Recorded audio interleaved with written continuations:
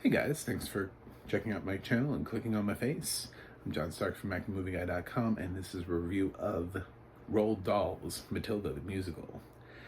This is on Netflix. It has audio description. I'm a blind film critic, so I usually review films with audio description. I watched this on Christmas Day, like everybody else, when it dropped on Christmas Day. And you're getting this review the day later, because I like to marinate. I like to sleep on things and make sure that I love it as much when I wake up the next morning, or I hate it as much as I wake up the next morning. Whatever it may be. And for this one, I really liked it, especially considering this is not the only musical adaptation we've gotten this year. So, and it's not the only one that was aimed at kids, by the way. So, which is weird. It's weird to say that in the same year we got like Matilda and 13. But there's just such a huge difference between Matilda and 13. First of all, I'm positive that Matilda got theatrical released somewhere.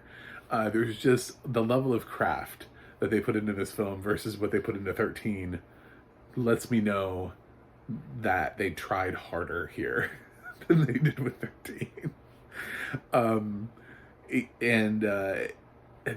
The director here has a better understanding of what made the musical special, why it's an Olivier and a Tony Award-winning musical. They really, it also, at least for me, a lot of times with these musical adaptations, we've seen they cut songs. They leave songs on the cutting room floor, or they do what's even worse, where they cut songs, but then they write new ones. Like, we don't have time for those songs, but we're going to write new songs, like what Dear Evan Hansen did, which is kind of shitty and offensive, and the songs are never as good. So it didn't work. It's their play to try to get an Oscar nomination by writing a new song and leaving songs on the cutting room floor. But I think Matilda, honestly, the director really understood the songs that worked, the songs that fueled the film, the songs that made Matilda special. And we got to keep those songs. I was waiting for my favorites, and I got them. I got When I Grow Up and Revolting Children and My House. So I got my big free in there. I don't know what your favorite songs are, but I got the ones that I wanted. I was like, if they cut My House, I swear to God. I love that song. I think it's so beautiful. And Lashana Lynch as Mrs. Honey was just gorgeous in that role. Alicia Weir as Matilda she's fantastic. It's a great find, full of energy, but not overdone. Do you know what I'm saying? It's not, sometimes you get a kid that's too precocious.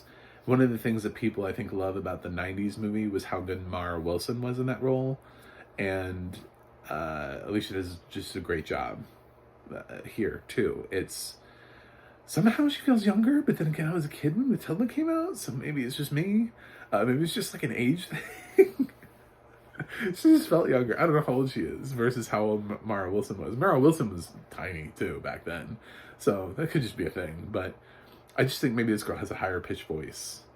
Something. I don't know. It just, yeah. But it's a good performance, and she has to carry the whole thing. I mean, she has to be Matilda and have this range, and I thought she did a great job.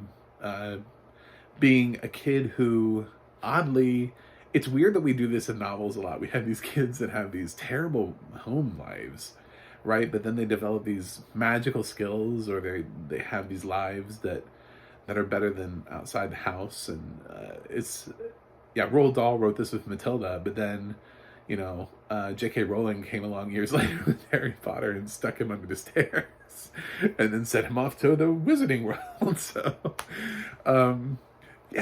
these kids that have these weird home lives, and then it's about going off to school and discovering and finally getting to go to school and discovering who you are. I saw that parallel really here for the first time. I really felt it.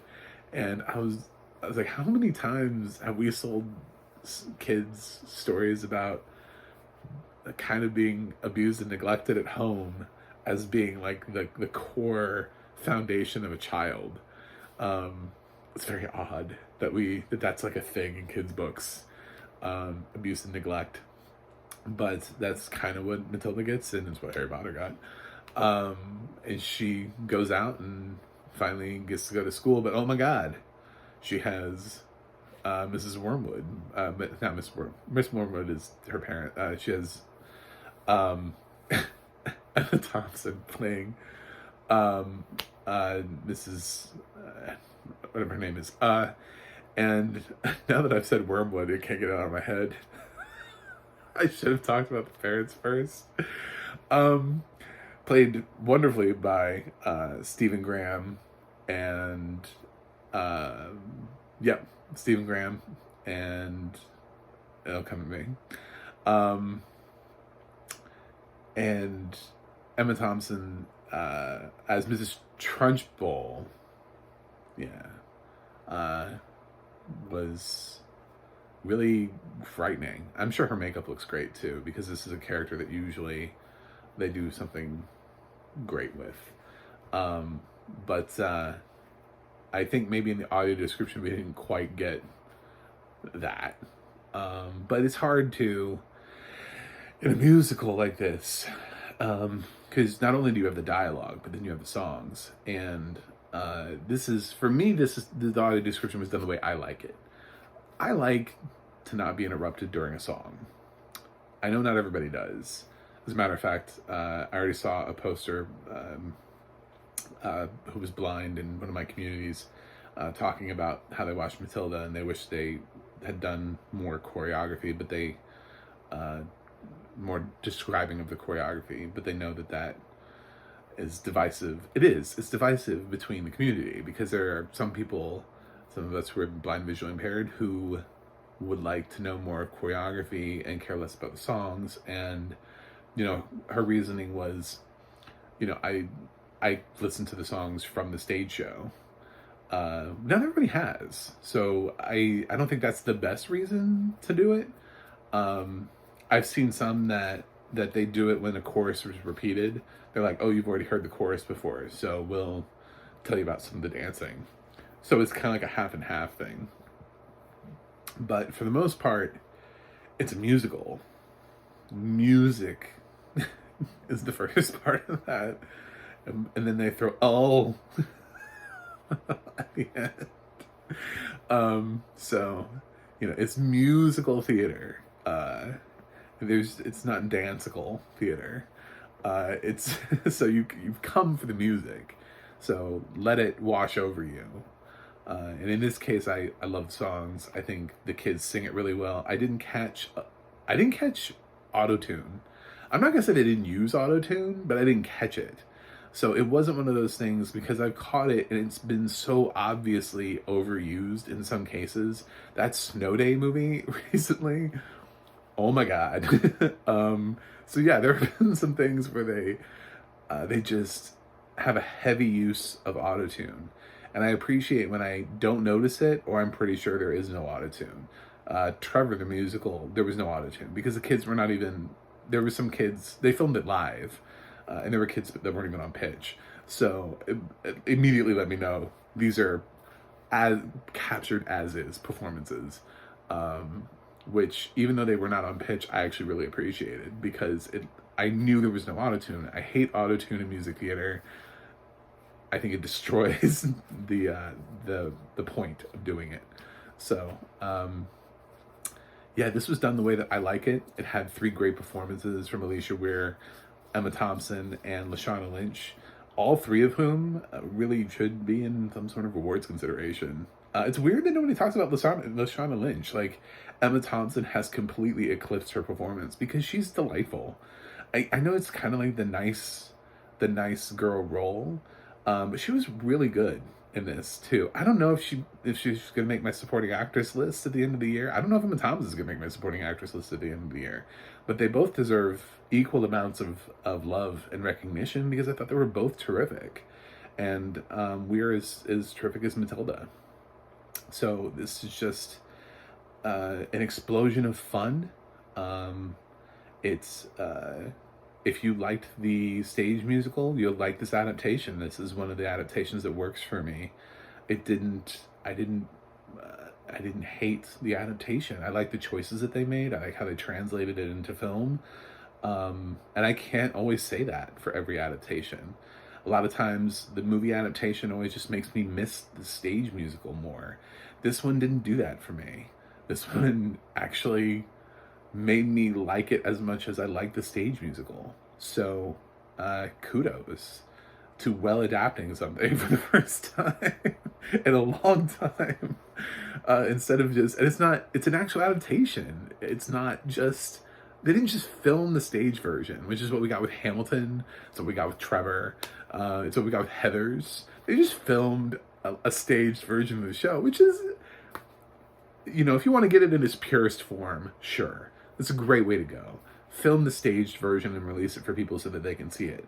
But if you're going to try to actually capture it and do something cinematic with it, then we get into murky waters, and you have to kind of choose what it is that you're trying to do. What do you want to do? What are you going to make any changes? Why are you making the changes? Do they need to be made? You have to answer all those questions, and I think Matilda did all of those things right. It just did all of those things right.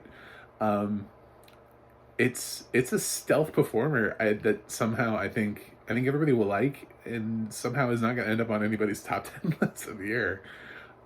It's an easy film to just kind of be like, whatever.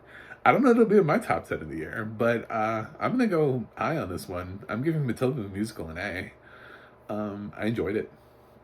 I enjoyed the performances. I enjoyed the kids. I enjoyed the cast. I enjoyed the ensemble. I still can't remember her name.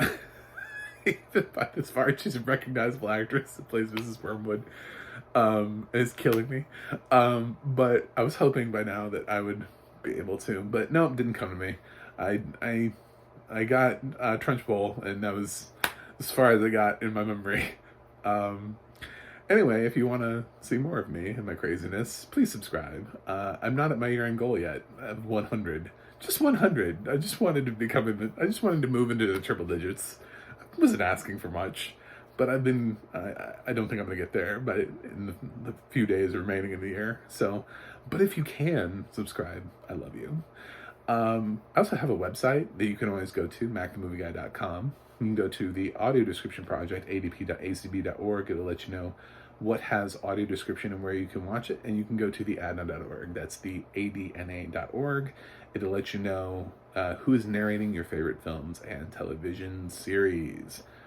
That's it for me today. I will review something else for you guys, and I will catch you on the other side.